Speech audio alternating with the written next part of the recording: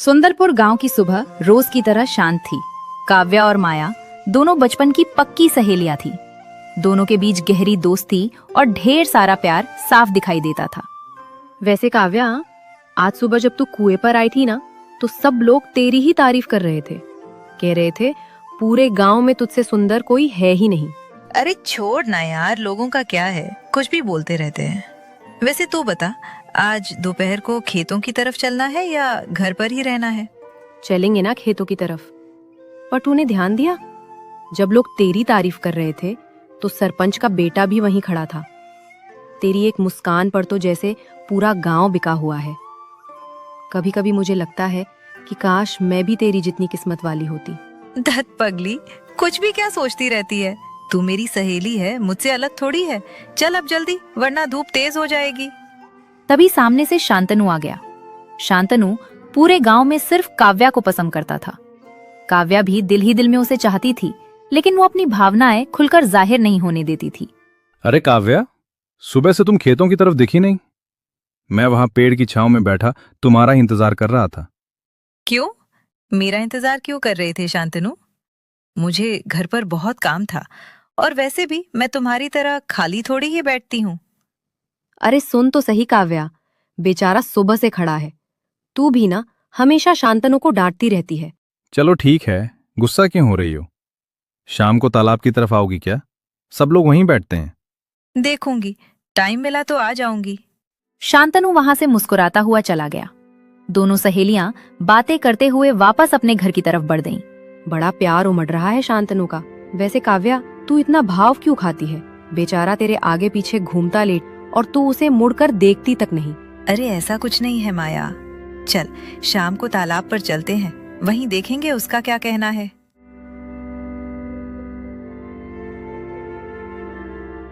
शाम के वक्त दोनों सहेलियां उसी पुराने तालाब के किनारे आ बैठी। ढलते सूरज की रोशनी में पानी बिल्कुल शांत दिख रहा था। यार माया, तुझे कभी लगता है कि इस गांव से बाहर की दुनिया कैसी होगी? यहाँ तो सुबह से शाम तक बस वही खेत और वही पुरानी जिंदगी है। दुनिया चाहे जैसी भी हो काव्या, पर मुझे खुशी है कि हमारे पास ये गांव और हमारी ये दोस्ती है। तू हमेशा मेरे साथ रहना बस। वैसे ये देख, मैं आज तेरे लिए क्या लाई हूँ। वाह माया, ये पायल कितनी सुंदर है। ये हमारी दोस्ती की निशानी है। इसे अभी पहन ले, देखना ये तुझ पर बहुत जचेगी। थैंक यू यार माया, तू कितनी अच्छी है। रुक, मैं जरा पानी के थोड़े और अंदर जाती हूँ। किनारे पर पानी बहुत गर्म है। नई पायल को तालाब के ठंडे पानी में चमकाकर आती हूँ। काव्या खड़े होकर पानी की गहराई की तरफ बढ़ने लगी। माया ने तुरंत उसे रोकने की कोशिश की, क्योंकि गांव के बुजुर्ग हमेशा कहते थे कि इस तालाब के ज्यादा पास मत जाना। अरे काव्या, मत जाओ अंदर, वहां आगे पानी बहुत गहरा है। और वैसे भी शाम होने के बाद इस तालाब में जाना मना है। बाहर आ जाओ, मुझे डर लग रहा है। अरे कुछ नहीं होता यार माया, तू तो एकदम डरपोक है। पानी कितना मस्त ठंडा है अंदर, तू भी आ जा यहाँ। पानी के नीचे कुछ अजीब हलचल हुई। एक रहस्यमयी रोशनी पानी के भीतर चमकी और काव्या को अंदर खींचना शुरू कर दिया। माया बचाओ मुझे, कोई मुझे नीचे खींच रहा है। माया! तभी खेतों से लौट रहा गांव का एक आदमी दौड़ता हुआ वहां पहुंचा। क्या हुआ बेटी, तुम इतनी जोर से क्यों चिल्ला रही हो? सब ठीक तो है? भैया प्लीज बचाइए। काव्या अचानक पानी के अंदर चली गई। वो गहरे पानी में चली गई है और बाहर ही नहीं आ रही। वो अंदर चली गई इस मनहूस तालाब में? तुम डरो मत बेटी, घबराओ मत। मैं अभी दौड़ कर जा रहा हूँ और गांव से मदद लेकर आता हूँ। वो आदमी मदद के लिए गांव की तरफ भागा। माया अकेली तालाब के किनारे बैठी रो रही थी और पानी की सतह पर दूर दूर तक काव्या का कोई नामो निशान नहीं था। मैं कहाँ हूँ? तुम कौन हो? मुझे मेरे गांव वापस जाना है। मेरी माँ मेरी प्रतीक्षा कर रही होंगी। शांत हो जाओ काव्या, तुम किसी बेगानी जगह नहीं आई हो। ये तो तुम्हारा वो घर है जिसे तुम बरसों पहले पीछे छोड़ गई थी। घर? पागल हो गए हो क्या तुम? मेरा घर सुंदरपुर में है। चारों तरफ हवा में ये कैसी नीली रोशनी तैर रही है, और ये दीवारें, ये पत्थरों की नहीं है, ये तो कांच की तरह चमक रही हैं। मुझे यहाँ से जाने दो। ये रोशनी तुम्हारी ही रूह का अक्स है राजकुमारी। तुम इस अनोखी दुनिया की चमक हो। तुम्हारी आंखों का ये डर महज इस बात का सबूत है कि तुम इंसानी यादों के जाल में बहुत बुरी तरह फंस चुकी हो। काव्या शौक में राजा को देख रही थी। राजा ने उसके अतीत का वो पन्ना खोला जिसके बारे में काव्या खुद भी नहीं जानती थी। क्या बकवास कर रहे हो? मेरा घर सुंदरपुर गांव में है। वहाँ मेरे खेत है, मेरी सहेली माया है और मेरे माता पिता और शांतनु है। जिसे तुम अपनी जिंदगी समझ रही हो काव्या, वो तो महज एक अधूरी कहानी का हिस्सा है। सच तो ये है कि तुम पृथ्वी की नहीं, इस आकाश गंगा की रूह हो। सालों पहले तुम मुझसे और इस साम्राज्य से दूर चली गई थी। तुम्हारा पैर फिसला और तुम उस तालाब में गिर गई थी, और जैसे ही तुमने इंसानी दुनिया में कदम रखा, इस जमीन की यादें तुम्हारी आंखों से ओझल हो गई। तुम सब भूल गई। नहीं, ये झूठ है। मैं एक साधारण गांव की लड़की हूँ। तुम मुझे यहाँ कैद करना चाहते हो। कैद पंछियों को किया जाता है काव्या, अपनी धड़कन को नहीं। मैं तो बस उस तालाब के जरिए तुम्हें वापस लाया हूँ। अब तुम यहाँ हमेशा के लिए मेरे पास रहोगी। नहीं, मैं तो अपनी सहेली माया के साथ तालाब किनारे बैठी थी। उसने मुझे ये नई पायल दी थी, और जैसे ही मैं पानी में गई, क्या इस पायल का इस जगह से कोई लेना देना है? ये कोई मामूली जेवर नहीं है काव्या, ये इस लोक का वो जादुई तागा है जो तुम्हें मुझसे जोड़ता है। पृथ्वी पर मौजूद किसी इंसान के हाथों इसका तुम तक पहुंचना कोई इत्तेफाक नहीं, बल्कि हमारी शक्तियों का बुलावा था। तुम चाहकर भी उस खिंचाव से नहीं बच सकती थी। उस दुनिया से जुड़ी हर चीज भूल जाओ। अब समय का चक्र घूम चुका है। पृथ्वी पर अब तक कई दिन बीत चुके होंगे, वो तुम्हें भूल चुके होंगे काव्या। अब तुम्हारी किस्मत सिर्फ मुझसे जुड़ी है। नहीं, जो भी हो, मुझे यहाँ नहीं रहना। मुझे अपने माता पिता के पास जाना है। वो मुझे ढूंढ रहे होंगे। सुलक्षणा, महारानी को इनके शाही कक्ष में ले जाओ। जी महाराज, महारानी की सेवा में कोई कमी नहीं आएगी। दीदी, तुम तो समझो, मैं सच कह रही हूँ। मैं कोई रानी नहीं हूँ। मेरे माता पिता रो रो कर पागल हो गए होंगे। मुझे यहाँ सोने के कमरे में कैद क्यों कर रहे हो? मुझे बस अपने घर वापस जाना है। गुस्ताखी माफ हो महारानी, पर आप खुद को पहचान नहीं पा रही हैं कि दीवारों का जर्रा जर्रा आपकी हुकूमत का गवाह है। ये सब झूठ है। ये लोग मुझे किसी गहरी साजिश में फंसा रहे हैं। मैं इस अजनबी दुनिया की रानी बनकर यहाँ कैद नहीं रह सकती। अगर मैं आज नहीं भागी तो मैं कभी अपने माता पिता को दोबारा नहीं देख पाऊंगी। काव्या की नजर कमरे की विशाल नक्काशीदार खिड़की पर जाती है, जो सीधे नीचे घने अनजान और नीले जादुई जंगल की तरफ खुलती है। आज नहीं भागी तो मैं कभी अपने माता पिता को दोबारा नहीं देख पाऊंगी। हे भगवान, मुझे मेरे गांव पहुंचा दो। भले ही ये मुझे अपनी रानी कहे, पर ये मेरे लिए एक जेल ही है। देखो, कोई इंसान जंगल के बीचों बीच इतनी तेज भाग रहा है। उसके कदम डगमगा रहे हैं। वो यहाँ की नहीं लगती। और उसके पीछे वो शोर सुना तुमने? लगता है सैनिक उसके पीछे हैं। हाँ, ये वही है शायद जिसके आने की भविष्यवाणी हुई थी। हाँफते हुए वो एक बहुत बड़े पेड़ के पीछे छुप जाती है। आपके कदमों की आहट इतनी तेज है कि पूरा जंगल जाग उठा है। हो, एक ऐसा अनोखा प्राणी मुझसे बात कर रहा है और मेरे सामने झुक रहा है। इस रहस्यमयी ग्रह का कण कण आपकी खुशबू पहचानता है काव्या। मुझे पता है आप कौन हैं। आप वापस उस नीली जमीन पर जाना चाहती है ना, जहाँ आपकी इंसानी यादें और आपके वो माता पिता आपकी राह देख रहे हैं। तुम्हें मेरे माता पिता के बारे में कैसे पता? क्या तुम सच कह रहे हो? अगर मैं यहाँ की रानी हूँ तो मुझे अपने घर की यादें क्यों आ रही हैं? क्या ये सब राजा का कोई मायाजाल है? नहीं महारानी, ये मायाजाल नहीं, आपका अतीत है। मैं इस पाताल लोक के जंगल का रक्षक हूँ। मैं जानता हूँ कि काले जादू के जरिए आपकी रूह को उस इंसानी दुनिया में भेज दिया गया था, ताकि आप अपनी असली शक्तियों को भूल जाएं। मुझ पर भरोसा कीजिए। अपने माँ पापा के पास वापस जाना है। प्लीज मुझे रास्ता बताओ। क्या तुम मुझे उस रहस्यमयी तालाब तक ले जा सकते हो? वो रास्ता बहुत खतरनाक है महारानी। राजा की तांत्रिक बंदिशें बहुत कड़क हैं। लेकिन आपके माता पिता के प्रति आपके इस सच्चे प्रेम के आगे कोई भी जालिम हुकूमत या पहरा नहीं टिक सकता। मेरे पीछे आइए। बिना एक पल गवाए काव्या उस चमकते हुए अनोखे प्राणी के पीछे भागने लगती है।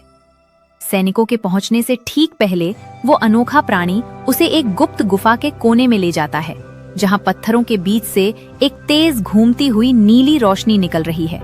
यही वो द्वार है महारानी। इस नीली ऊर्जा के पार ही आपकी दुनिया है। बिना रुके इसमें प्रवेश कीजिए। यही आपका घर लौटने का एकमात्र रास्ता है। एक आखिरी बार उस परग्रही आसमान को देखा, अपने रोते हुए माता पिता का चेहरा याद किया और सीधे उस जादुई रोशनी के अंदर कूद गई। काव्या वापस सुंदरपुर गांव के तालाब के किनारे आ गिरी। काव्या भागती हुई अपने घर की तरफ बढ़ी। उसे लग रहा था कि वो सिर्फ कुछ ही घंटों के लिए गायब थी,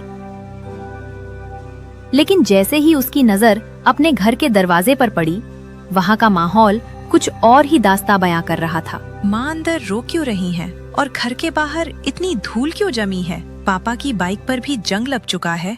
काव्या, मेरी बच्ची, कहाँ चली गई थी तू? 2 हफ्ते, पूरे 2 हफ्ते से ना कुछ खाया है ना सोए हैं हम। पूरा गांव तुझे ढूंढ ढूंढ कर थक गया। 2 हफ्ते? माँ, क्या कह रही हो तुम? मैं तो बस कल शाम को तालाब के पास थी। मुझे गए हुए सिर्फ कुछ ही घंटे तो हुए हैं। क्या होश खो बैठी है तू? 14 दिन हो गए तुझे गायब हुए। सबने कह दिया था कि तू उस मनहूस तालाब में डूब गई। सच सच बता, कहाँ थी तू? नहीं पापा, आप लोगों को कोई गलत फहमी हुई है। ऐसा कैसे हो सकता है? मैं कल रात वहीं तो थी। तेरा बदन इतना ठंडा क्यों है काव्या? और ये देख, तेरे कपड़ों पर ये कैसी अजीब सी नीली धूल और राख लगी है। हे भगवान, ये क्या अनर्थ हो गया? तू किस हाल में लौट कर आई है? चुपचाप सच बता दे काव्या, क्या तू उस तांत्रिक के बहकावे में आई थी? पूरे इलाके में बदनामी हो गई है हमारी। पुलिस, गांव के लोग सब यही कह रहे हैं कि तू किसी काले साए के चक्कर में फंस गई है। उस तालाब पर 14 दिन तक कोई जिंदा नहीं रह सकता। नहीं, मुझे कुछ साफ याद नहीं आ रहा। बस एक धुंधली सी रोशनी थी, एक विशाल महल था और एक भारी आवाज थी जो कह रही थी कि समय अब मेरा नहीं रहा। बहुत डर लग रहा है। तभी शांतनु भागता हुआ घर के अंदर आया। काव्या को जिंदा और सही सलामत देखकर उसकी आंखों में आंसू आ गए। काव्या, ठीक तो हो तुम? मैंने तुम्हें कहाँ नहीं ढूंढा यार। गांव का कोई ऐसा कोना नहीं बचा जहां मैं नहीं गया। शांतनु, क्यों आया है तू यहाँ? मुझे तो पहले से ही तुझ पर शक था। कहीं ये सब तेरा ही किया धरा तो नहीं? तू ही मेरी बेटी के पीछे हाथ धोकर पड़ा था। तूने ही कुछ किया होगा इसके साथ। नहीं चाची, भगवान के लिए ऐसा मत कहिए। मैंने कुछ नहीं किया। मुझे तो खुद कुछ नहीं पता था। मुझे तो उस शाम माया ने आकर बताया कि काव्या तालाब के गहरे पानी में चली गई है। माया ने बताया? माया भी मेरे लिए इतनी परेशान हो रही होगी। मैं अभी उससे मिलकर आती हूँ। रुको, तुम दोनों कहीं नहीं जाओगे।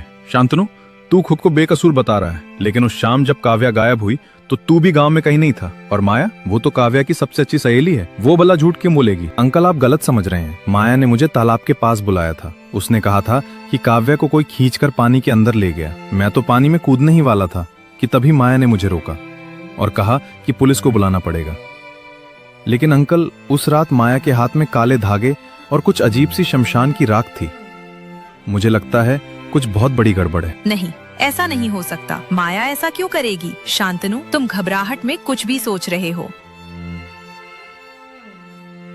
काव्या और शांतनु सीधे उसी पुराने पीपल के पेड़ की तरफ गए जहां माया अकेली बैठी थी।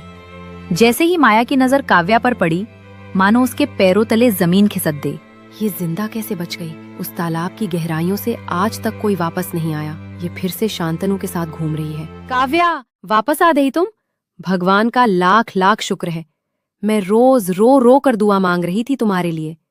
कहाँ चली गई थी यार तुम? बस रास्ता भटक गई थी माया।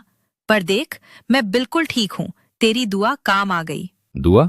माया, उस शाम जब काव्या गायब हुई तो तुम्हारे हाथों में वो काले धागे और राख क्या थी? शांतनु, तुम इस मुश्किल वक्त में भी मुझ पर ऐसा घिनौना आरोप लगा रहे हो। काव्या, तू तो जानती है ना मुझे, मैं भला तेरा बुरा क्यों चाहूंगी। वो काले धागे तो मैं तेरी सलामती की मन्नत के लिए लाई थी। बस करो शांतनु, माया मेरी बचपन की सहेली है। काव्या गुस्से में शांतनु को छोड़कर चली जाती है। शांतनु का शक अब यकीन में बदल चुका था। उसने फैसला किया कि वो माया पर रात दिन नजर रखेगा।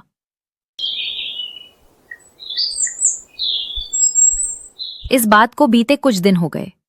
गांव में सब सामान्य लग रहा था, लेकिन शांतनु के मन में एक अजीब सी बेचैनी थी। एक रात जब शांतनु खेतों की तरफ से लौट रहा था, उसने जंगल के एक सुनसान कोने में एक अजीब सी नीली रोशनी देखी। जब उसने झाड़ियों के पीछे से झांका तो उसके होश उड़ गए। इस बार कोई जादुई पक्षी तुझे नहीं बचाएगा काव्या। उस परग्रही राजा की अमानत को वापस राजा के पास ही जाना होगा। शांतनु सिर्फ मेरा है। ये माया क्या कर रही है? कहीं ये कोई काला जादू तो नहीं, और वो भी काव्या के नाम पर? हे भगवान, माया ही काव्या की सबसे बड़ी दुश्मन है। 14 दिन की वो कैद तो सिर्फ एक शुरुआत थी काव्या। तू उस तालाब की रोशनी से बचकर वापस कैसे आ गई? लेकिन इस बार, इस अमावस्या की रात को तेरा जिस्म और तेरी रूह दोनों हमेशा के लिए उस दुनिया में दफन हो जाएंगे। फिर शांतनु सिर्फ मेरा होकर रहेगा। राजा की अमानत को राजा के पास जाना होगा। इसका मतलब उस तालाब के नीचे सच में कोई दूसरी दुनिया है जिससे माया ने सौदा किया है। मुझे तुरंत काव्या को बताना होगा, वरना ये उसे नुकसान पहुंचा देगी। शांतनु घबराकर पीछे की तरफ भागा, जिससे सूखी पत्तियों के टूटने की आवाज हुई। वो अपनी जान बचाकर गांव की तरफ भागा, लेकिन जंगल की हवा अचानक बहुत भारी हो गई। अगली ही सुबह शांतनु बिना वक्त गवाए काव्या के पास पहुंचा और उसे अकेले में ले जाकर पूरा सच बताने लगा। काव्या, मेरी बात ध्यान से सुनो। तुम्हें उस माया से दूर रहना होगा। कल रात मैंने अपनी आंखों से उसे जंगल में तुम्हारे ऊपर काला जादू करते हुए देखा है। वो कोई अजीब भाषा बोल रही थी और कह रही थी कि वो तुम्हें वापस उसी तालाब के राजा के पास भेजेगी। बस करो शांतनु, माया मेरी बचपन की सहेली है। काव्या गुस्से में पैर पटकती हुई सुनसान रास्ते पर तेजी से आगे बढ़ गई। वो नहीं जानती थी कि यही अंधा यकीन उसे सीधे मौत के मुंह में ले जा रहा था। काव्या, मैं जानता हूं तुम मेरी बात पर यकीन नहीं कर रही हो। तुम्हें लग रहा है मैं झूठ बोल रहा हूं ना? अगर तुम्हें मुझ पर भरोसा नहीं है, ठीक है, उसी तालाब के किनारे आ जाना। अपनी आंखों से सच देख लेना। मैं यहाँ आ तो गई हूँ शांतनु, पर मेरा दिल कह रहा है कि तुम गलत हो। माया अपनी ही धुन में पागलों की तरह हंसते हुए आग के सामने बैठी अजीब से मंत्र फूंक रही थी। तभी शांतनु झाड़ियों को चीरता हुआ सीधे उसके सामने आ खड़ा हुआ। बस करो माया, बहुत हुआ तुम्हारा ये नाटक और ये काला जादू। मैं जान चुका हूँ कि काव्या के गायब होने के पीछे तुम्हारा ही हाथ था। अरे शांतनु, तुम आ गए। बड़े बहादुर बनते हो ना तुम, पर तुमने देर कर दी। अब तुम चाहकर भी अपनी उस प्यारी काव्या को नहीं बचा सकते। आज की रात उसकी आखिरी रात है। तुम इतनी गिर सकती हो, मैंने कभी सपने में भी नहीं सोचा था माया। वो तुम्हें अपनी जान से बढ़कर मानती थी, अपनी सहेली कहती थी। तुम्हें शर्म नहीं आई अपनी ही बचपन की दोस्त की जिंदगी का सौदा करते हुए? सहेली? कैसी सहेली शांतनु, जो बचपन से सिर्फ मेरा हक छीनती आई हो? इस गांव में सब काव्या की ही तारीफ करते हैं। तुम 2400 घंटे सिर्फ काव्या के पीछे पागल रहते हो। मैं रोज हर पल तुम दोनों को साथ देखकर अंदर ही अंदर जलती थी। मुझे नफरत है उससे। जब वो उस रात राजा के गृह पर थी, मैं बहुत खुश थी, पर वो जादुई पक्षी उसे वापस ले आया। लेकिन इस बार मेरा ये जादू उसे हमेशा के लिए उस दुनिया में बंद कर देगा जहां से वो कभी लौट नहीं पाएगी। तुम पागल हो चुकी हो माया। तुम्हारा ये पाप का गोला आज यहीं फूटेगा। मैं अभी पूरे गांव को बुलाकर तुम्हारा ये असली चेहरा सबके सामने लाऊंगा। गांव वालों को बुलाओगे? बुला लो, कौन यकीन करेगा तुम्हारी बात पर? पेड़ के पीछे छुपकर काव्या अपनी सगी सहेली के मुंह से ये भयानक बातें सुन रही थी। उसकी आंखें फटी की फटी रह गईं। काव्या कांपते हुए कदमों से आग के उजाले में आई।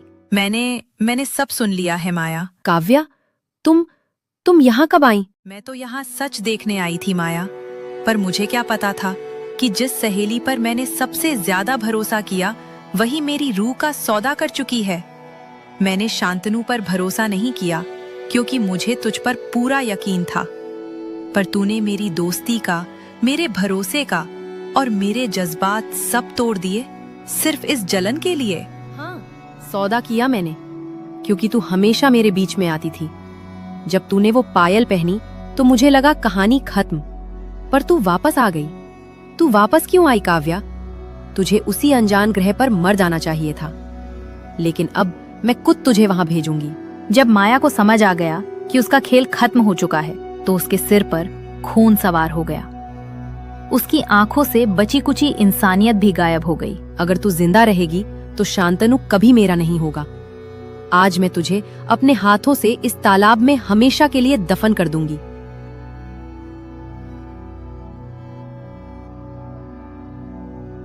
तुम मुझे रोकोगे? मैंने सालों तक इस दिन का इंतजार किया है। अब जब काव्या यहाँ आ ही गई है तो मैं इसे अपनी शक्तियों से हमेशा के लिए इसे उस दुनिया में वापस भेज दूंगी। माया, तुम अपनी आंखों से सिर्फ नफरत देख पा रही हो। काव्या रानी है या नहीं ये मायने नहीं रखता, मायने ये रखता है कि उसका दिल साफ है। तुम्हारी ये जहरीली साजिश और ये काला जादू आज इसी हवन कुंड की आग में खत्म होगा। तो मुझे रोकोगे? मैंने सालों तक इस दिन का इंतजार किया है। अब जब काव्या यहाँ आ ही गई है तो मैं इसे अपनी शक्तियों से हमेशा के लिए इसे उस दुनिया में वापस भेज दूंगी। माया प्लीज, बहुत हुआ ये सब। अपनी इस नफरत को छोड़ दो। ये काला जादू तुम्हें अंदर से खोखला कर रहा है। माया काव्या पर हमला करने के लिए जैसे ही एक और कदम आगे बढ़ाती है, उसका पैर फिसल जाता है। माया लड़खड़ाते हुए सीधे उसी जलते हुए हवन कुंड के अंदर गिर जाती है। हवन कुंड की आग भयानक रूप ले लेती है और देखते ही देखते सब कुछ राख में बदल जाता है। वो चली गई काव्या। उस काले जादू के साथ ही वो भी खत्म हो गई। क्या वो सच में चली गई शांतनु? मुझे अभी भी ऐसा लग रहा है कि वो कहीं आसपास ही है। काव्या की नजर अपनी कलाई पर जाती है। काव्या की कलाई पर वो काला जादू का निशान अब पहले से कहीं ज्यादा गहरा हो चुका था।